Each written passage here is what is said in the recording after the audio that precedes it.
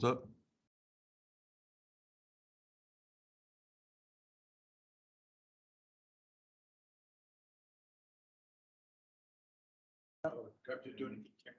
Yeah.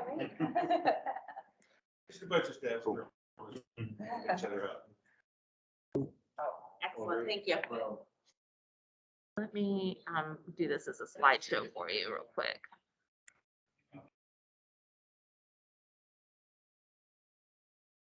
Okay, it should be sharing the slideshow when you're driving. So it's just advances. That advances measurements. And don't hit the bottom one, because I did that and it shut it all off. Oh.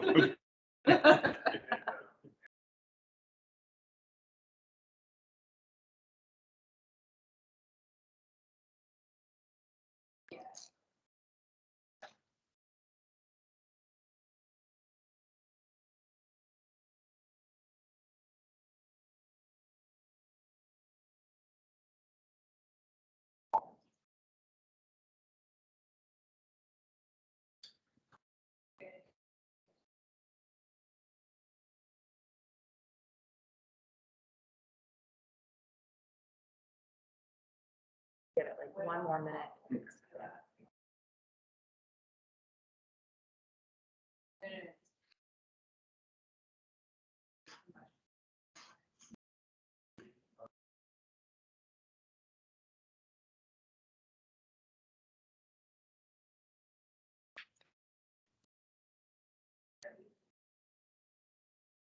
Okay, in an effort here to stay on track and, do the whole good moderator thing, we'll go ahead and get started with our next presenter, Frank Marine with Texas Molecular.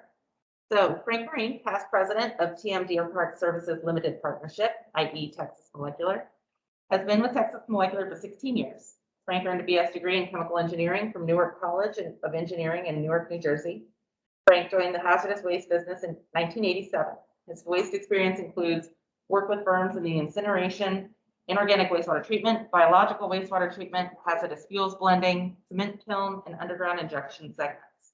He's delivered papers on PFAS, sustainability, community participation, and the use of deep well injection to chemical plating. Galvanizing, and other state and national industry associations.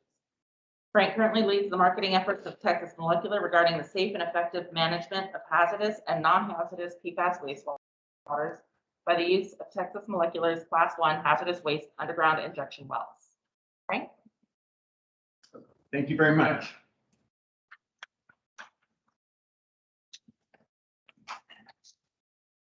Yeah, I might add that I think it's kind of great that 4C is giving a perspective of a number of different people in a number of different areas. We are an end disposal site. So adding to the resume of our company, we've been in business for 40 years, injecting hazardous waste in Deer Park, Texas, and actually a little longer in Corpus Christi, where we operate our commercial wells. In terms of PFAS, we've injected more than 75 million gallons of PFAS water. And we'll kind of talk about that. I will be talking about a number of the things that are going on regarding EPA and selection of technologies and some regulations. But I think there's a lot of people who'd be very surprised to know that a company like ours is already taking 75 million gallons of water, and yet there's no regulations. True regulations regarding these products, these waters. So the objectives, we're going to talk about the current status of federal regulations. I think I can add a little bit to what Nick had to say. The purpose and use of the EPA guidance on PFAS. I think one of the important things to learn is where a year ago, I think things were very, very cloudy. Not to say that things aren't a little cloudy right now, but I think the direction that regulations, EPA, Congress, all those entities, as well as public interest groups, communities, and others, I think we're beginning to see a path. It may not be well defined, but I think we're getting the idea of the way in which things are going. And what are some of the factors that are driving regulation? I think PFAS has its own set. And I think there's, for people that are in this business, whether they're consulting or analytical or attorneys or disposal sites or on-site treatment, there's a lot of different opportunities that are available to the industry that will support the management of PFAS. Okay, what are the challenges? It's still uncertain, as I mentioned. We'll talk about the regulatory environment, EPA interim guidance, talk a little bit more about that, and we'll get into a little bit a level or two into detail about the disposal and destruction options, and then new regulations. And I think these two that are kind of in the process right now on TSCA PFAS reporting, and also the EPA Action Act, which I think was referred to, how they may shape how things will go in this next year. And of course, what are those opportunities? First thing, and I think there's people in industry, I don't care who you are, you dislike uncertainty. And so that is part of the issue with PFAS, is that what you do today, is it going to be right tomorrow? Those kind of questions. It's not hazardous, right? But it is being treated as if it is uber hazardous in many jurisdictions. MCLs are not established. No national treatment standards. Obviously, we'll talk about that a little bit. Not designated as a hazardous waste or hazardous substance yet. And toxicities, which is the normal methodology for EPA, is to analyze toxicity before adding things to various lists, have yet to be determined for most PFAS. I threw this this one in here, just a throwaway. Approximately 30, 172, and 1364. Does anyone know what those numbers might represent? The list of first one, second one is the PRI, and the third one, I'm not sure. Okay, the number 2 is the 2 PFOA and PFOS, which are not in production. Approximately 30, I say approximately because the amount of compounds that can be analyzed for. 172 is the list that came out under TRI in the Defense Authorization Act. And 1364 was in the TSCA reporting requirements, said that there's 1,364 compounds, of which is only like 698 or 699 that are in commercial use in the United States. So we're seeing a lot of numbers. So it's not just, it starts out by just being those 2 compounds. But I think that's back to when you start looking at where things are going, you'll see, well, why are people wanting information on 1,300 compounds when there's only 2 that are, uniformly problems. So, and proposed regulations, you could almost every day in every state, there's something that's new. We'll just I'll cover 2 or 3 things that are what I consider key indicators on where the future is. I think that was a question on the earlier session, is what is the future have to hold? Okay, I agree, and I think drinking water is the major driving force, and it really should be, has to be. The TRI chemicals that are listed, actually, if you look at that list, it came out, it's 172 compounds, but the threshold was 100 pounds. So it really doesn't cover a lot. It may sound like they took action on a lot of compounds, but they did not. Because, as you know, in a part per trillion world, it's very hard to get to 100 pounds. So it really technically involves only a few companies. Matter of fact, of that 70 million gallons, I think we may be over, we're over on less than 5 on the limit. So movement, of course, to add some or many PFAS to CERCLA. We'll talk about that. Incomplete combustion at incinerators and products of incomplete combustion. This one is one to keep looking at, because on one hand you have EPA or other entities looking at specific compounds and the like. But many people, including a lot of NGOs and other people, are saying, well, why don't we just regulate it as a group in some fashion, which will kind of throw things. So instead of looking at 10, 15, 20 different compounds, you may be wanting to look at a larger set. Legislation has been bipartisan in general.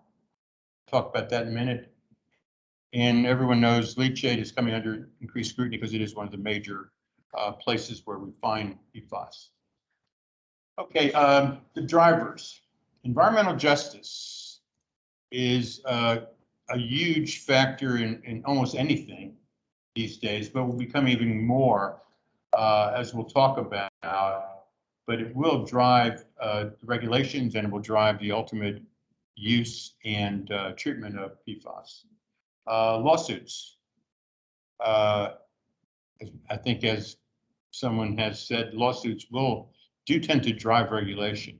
If they don't drive regulation for everyone, they drive regulation for the parties to the lawsuit. They drive it for them, which ties into consent orders. Where an agency comes in, doesn't like what you're doing, and uses some general duty clause or some other thing to talk about what you've done, and you sign in a consent agreement. So your consent agreement becomes law for you. And so I think what a lot of people are missing is that in the absence of regular, normal regulation and treatment standards, MCLs, that consent orders and that are coming from doing things that are, for example, we have permitted facilities, but it says you can only do one of this or two of that or maximum of something. But there's some things in most permits that says, thou shalt not create nuisance odors. What's the number? How do you know what a nuisance odor is? You don't. And so general duty clauses that are part of most contracts or permits for almost anyone is a place where PFAS could come in, or thou shalt not impair the environment. Real generic statement, or thou shalt not corrode anything, or thou shalt not be of harm to anyone. There's no number. And then retroactive liability, which is a part of RCRA, has been, and that is, I think someone had, the plating, chrome plating, who used, specific to the PFAS, chrome platers who used a vapor suppression with PFAS compounds. It was perfectly legal. Actually, I guess was encouraged by EPA for health and safety of employees.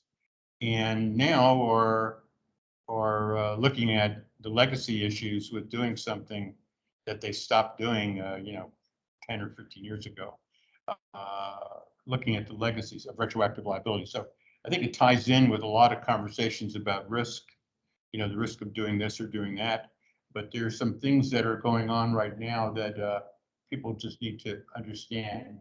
The interim guidance document, which again was required under the NDAA to provide that information, and they provided it a year later. And it's correct; it does not specify specific technologies that you have to use. What they, however, did do was provide information to the people whom potentially are regulated or would be regulated on what's going on. And so they spent some time about that. And they covered AFFF, leachate, waste streams, and they didn't include a lot of household stuff. They didn't include a lot of commercial products, are not included. And so what it doesn't do, as I mentioned, no treatments or discharge standards. It doesn't tell you what technology to use. And then it limits the type of treatment or destruction technologies. So it basically doesn't cover everything. As a matter of fact, there's some conversation about all the different technologies that are in place, but they focus their attention on commercially available technologies that are proven and commercially available. And they rank them in terms of levels of uncertainty. And it's very interesting. I'd love to be in the room where they're coming up with the words. You know, they don't say lowest risk, but they call it levels of uncertainty. And I think that is intentional because they do not want, I'll say in general, I don't think EPA wants to rule anything out right now. You know, the term ubiquitous is only valid for two things: McDonald's and PFAS, right? They're everywhere. So I think in a way, EPA is kind of holding back some cards because I don't think they're at a point where they want to eliminate anything by making statements like that. So, so then what else it has to say, and it's very important, it's toward the end, but it is very important. Now, I think the thing to look at here was, you know, environmental justice is everyone knows, is a big part of the current EPA. And it will be on almost everything. Matter of fact, it'll be in other things other than environmental as it relates to vulnerable populations. So this was actually released under the previous administration, but gave some very, very pointed information about vulnerable populations and people who would handle PFAS waste of any kind. So you would have to, the biggest one, of course, is the vulnerable populations that are near your site. So hence another factor all of a sudden is how close are you to vulnerable populations, and what are you doing to use those populations as part of your risk assessment, part of your permitting process to understand health effects, and obviously community engagement is extremely important, and especially in a case like PFAS where people not necessarily know a lot about what the impacts of it are. So they basically ranked things from lowest to highest uncertainty, and they said the lowest uncertainty is just store it. Wait for something to happen, right? You know, don't do anything with it, just store it. We'll talk about the obvious plus and minus of that. Then class 1 hazardous waste and underground injection, non-haz waste injection, then hazardous waste landfill, non-hazardous waste landfill, then hazardous waste incineration and other combustion units. What's interesting about this, and if you don't know, incineration was probably at the lowest uncertainty about a year ago. Maybe, well, now since COVID, everything's a blur, but maybe more like a year and a half ago, that it was actually the best thing you could possibly do. Now we'll get into that, or you can ask questions about that, but now it is in the lower section. Okay, storage, obviously, wait on new technology, you don't have to do anything, you just postpone. The uncertainties obviously are, if you got a lot of it, you know, what are you gonna do? Stack frac tanks all over your facility, or, and, you know, with concern over leak containers, but it is there. They do mention it. Underground injection, I think, if you look at underground injection, pod, no discharges or emissions. So the big risk factor there is there are no air emissions. There are no discharges to water or groundwater or anything. You manage it as if it were hazardous. You meet future regulations already. In other words, it becomes hazardous waste. You're dealing with it as hazardous. It becomes a TRI chemical. It is already being at a facility that is tracking TRI. All the things. Now, the geological siting for a hazardous waste deep well are such that they already inject hazardous wastes at concentrations above the treatment standard. And that's what the purpose of the program was. And it's done under what, if you're not familiar with EPA No Migration Petition, which has been around now for 30 some odd years. Been a very successful program for EPA. And you can use it with on-site technologies like RO. You know, people are talking about what do you do with aqueous residuals. We take the concentrate that comes off an RO and send that to a deep well because you don't have emissions. But you use an on-site method to reduce the amount that you produce on the site, or might be able to meet discharge with. Uncertainties are capacity. I think capacity is always in the chain, in the business of doing something with PFAS. It's going to be an issue.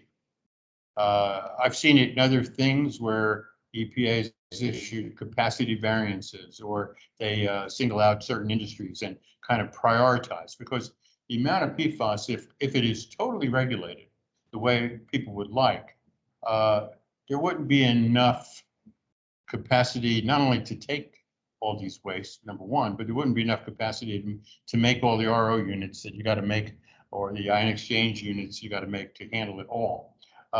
Transportation, because it's going off site. We take material from as far away as state of Washington and Wisconsin, and kind of going all the way across Massachusetts, Rhode Island. And of course, transportation is a major factor in getting material to an off-site facility.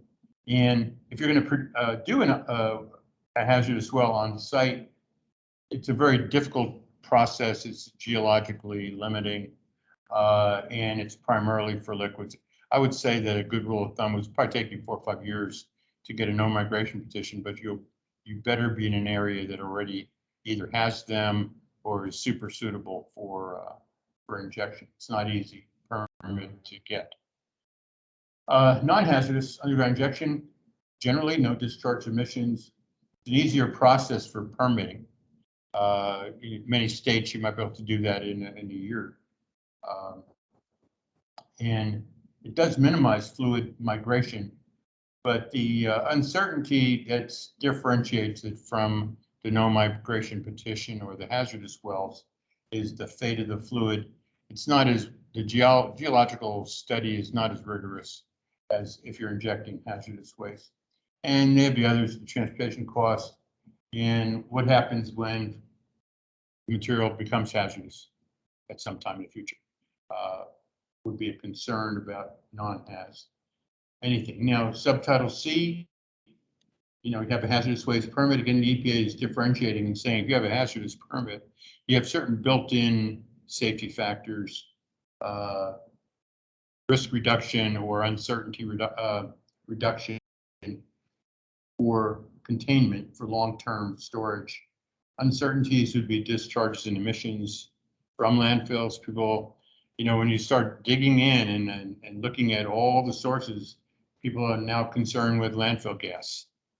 I mean, it's just, it's kind of snowballing. Everyone just talked about water, but now it's air, and it's the landfill gas.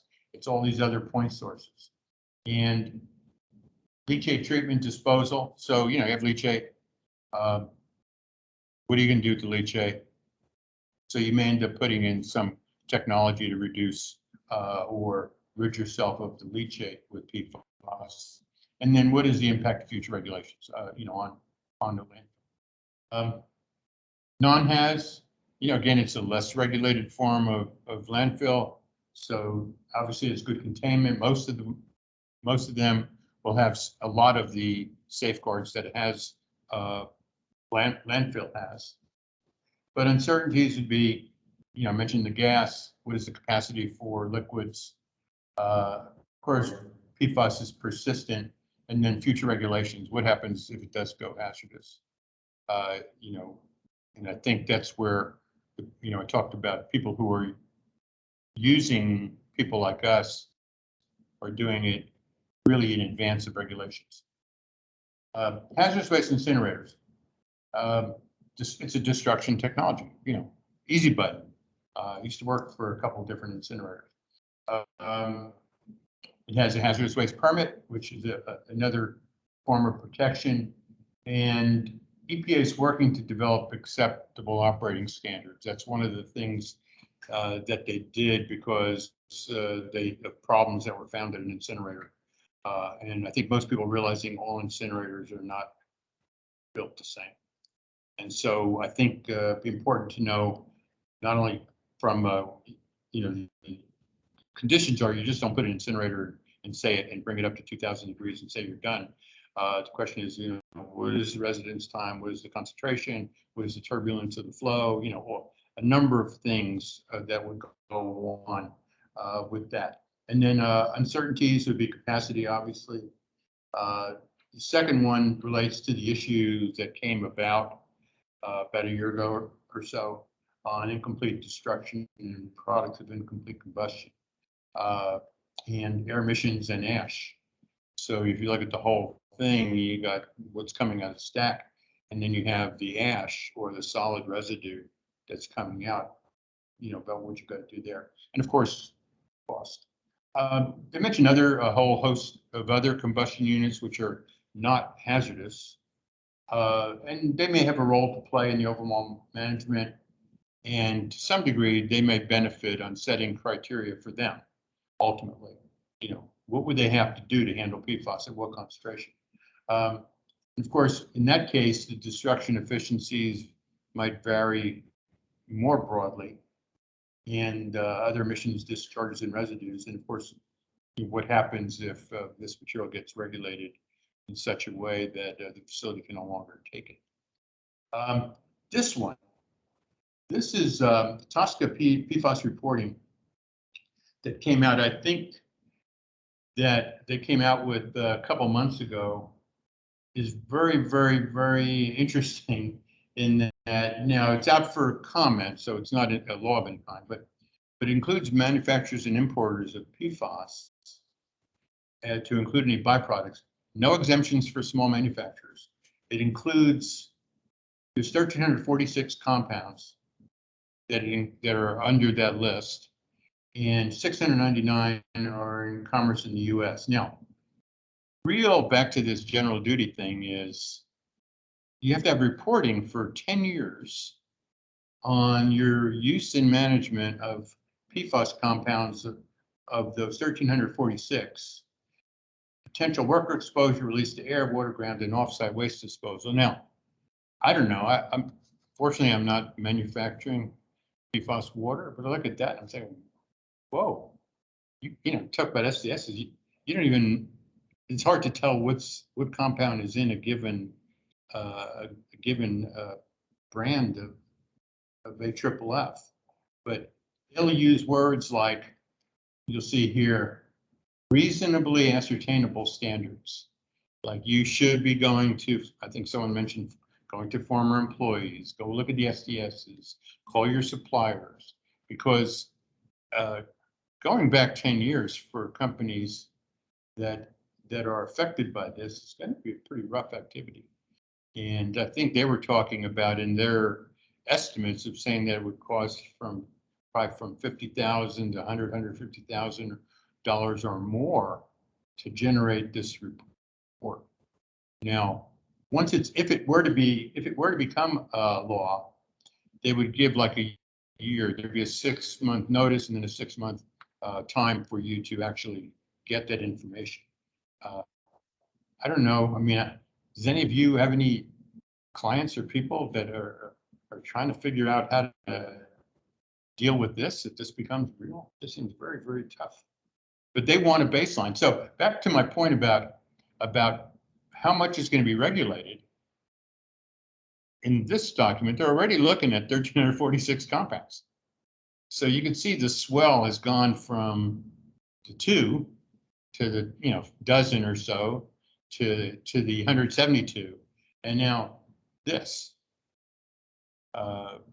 Very, very tough. And I suppose people who are dealing with these compounds, you always have all these other ones. So there's going to be estimates and things like that, but all of a sudden there's going to be a lot of information that EPA is going to get from these companies. You can see the good news in here is that the pesticide, food additives, cosmetics, drugs, and like their devices, medical devices are currently excluded. The Action Act was referred to earlier, but the part that's about the Action Act that did pass through the House, you'll notice it went 241 to 183. So it is a bipartisan agreement. Now, the big difference, and I would say that there's probably a good likelihood that a lot of this will would become law. Because in the past, the last president said he would veto it, and the Senate probably maybe had the desire to mess with PFAS, but I'm not so sure that a large part of this won't become law. But this tells you what at least gives you what the I guess forget about the agency, but what the marching orders for the agency are as far as Congress. So back to PFOA and PFAS, you know, and we've heard this, list it, go ahead and list it. You have to list it within 1 year if this passes. And then you have to access all other PFAS for listing within 5 years. When I say 5 years, it's always within 5 years. Determine if it should be a toxic pollutant under the Clean Water Act. And so what they did was, and now there's also, they did it for air. So each of the elements of the environmental aspect, they've given timelines to the EPA to generate regulations regarding air, water, and waste. And so got discharge limits for various industries to start cleanups. They have timetables. If you haven't read through this, I think you should, because it tells you the things that would be like to be done. And the fact that it was bipartisan is make it more likely to have a lot of this come. And you also are funding POTWs. The communities who have POTWs are going to fund them so that they can help them meet these requirements, not industry. So what are the opportunities, on-site, off-site work? I mean, anyone who's kind of in this, and there's many, many different facets to it, and that's why I like this conference about everything from remediation, legal assistance. I think that was a very, very good presentation and a very, very important one. So wastewater, groundwater, leachates, firefighting water, national current emphasis on Northeast and Midwest. We actually get most of what we get from over 1,000 miles away. And I'd say we're in the early stages of PFAS waste management. So again, just a very, very large opportunity. Industries that have PFAS issues, could be a lot of people, but chemical companies, leather tanning, you know, it wasn't until you start learning about PFAS, and you know, I don't know, used to be in a car, you got a leather seat car. You don't want to spill anything on it, it would ruin it, right? Now, cloth is bad, but leather, you can spill anything on it you want. Wonder why that is. I mean, it's what's wild is it's a great specialty paper. Everyone knows to have everything from French fries to other kind of food things so you don't bleed through. Chrome plating, mentioned legacy, leachates, military and airlines, refineries, terminals, and pipelines. So all have most of that is AFFF. We have replacements to do that. So, you know, kind of in summary, I don't think we know exactly what's going to happen, but I think the type and amount of activity we're getting is giving us an idea that these regulations will be in place and kind of looking to shape more narrowly where they're going. And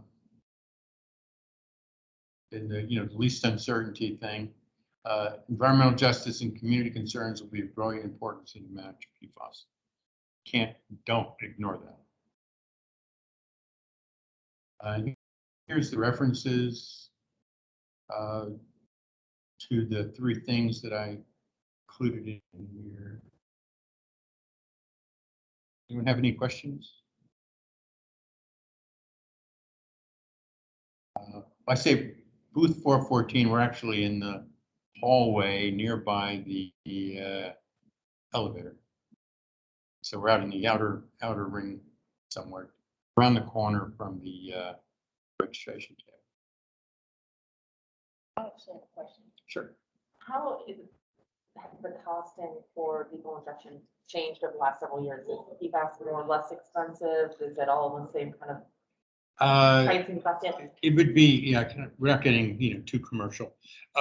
It's, everything for a deep well is about properties of the water. How easy is it to inject? Because in our case, we filter down to 1 micron before we inject anything, and compatibility with other materials. So some of the PFAS is relatively simple, and it would be more along the lines with more standard kind of pricing. In many cases, though, that whole package of surfactants, like if you were to handle, I call it, the little container that's just PFAS in a tote or something like that. A lot more difficult because it is not the PFAS that's the problem, but it's the surfactant package. It's the whole package of surfactants and other additives that are added to it that can present problems for a deep well. And the ones that we would handle would cost more. But we're really not we're a bulk facility, so we tend to take it when there's a lot. But yeah, so there's a point at which we can't take it. But in between, there's material we can take, but it would require a lot more preparation before we get injected. Quick follow-up then. Does the foaming property cause issues for disposal for you? In the worst case, yes. If the foam is so bad that you can't get it through we test everything through a nominal 2 micron filter. If we can't get it through the filter because it foams so badly, that's a problem. Now we do have cases where the foams are, I hate to be so non-specific, but there are some foams that are not as bad as others. In other words, the fluid will still go through the filter, but you'll have a residue of some foam, and that's not a problem. So I guess right now, although we do regular wastewaters and they tend to be easy, the AFFF replacements have the whole, from very soft, very high surfactants to very low, water. So call them the tweeners. You have a lot of things in between. Yes, sir. From a deep well perspective, what kind of, is it mostly AFFF firefighting water that you're seeing, or what's the source of it?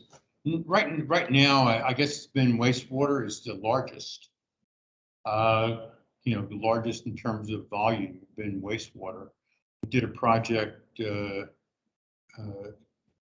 2 years ago where we did firefighting water, tens of millions of gallons of firefighting water from a neighbor, from our facility. So it kind of varies. We've done some on a given month, but we have some steady customers who ship us wastewater from, and I'd say they're much more in the chemical or PFAS production related water, which is kind of more constant. And then we've done events where, matter of fact, even in the freezes that went on, a lot of people had pipes that broke that were tied to their AFFF system, got into their wastewater.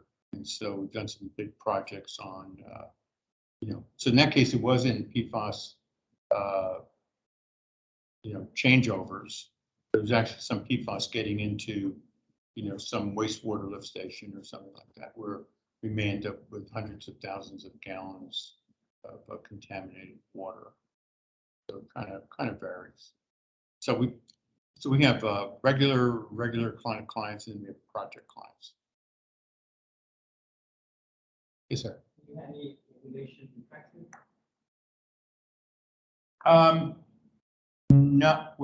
Not in particular. Texas has not been as active as the other states, notably like a Michigan or New Jersey or folks like that. So I think in general, Texas would have followed the feds in general on what they're putting out. However, some of these events, back to, the community and other things, when this tens of millions of gallons are produced, the state didn't want that stuff put into wastewater treatment because it would end up in the ship channel.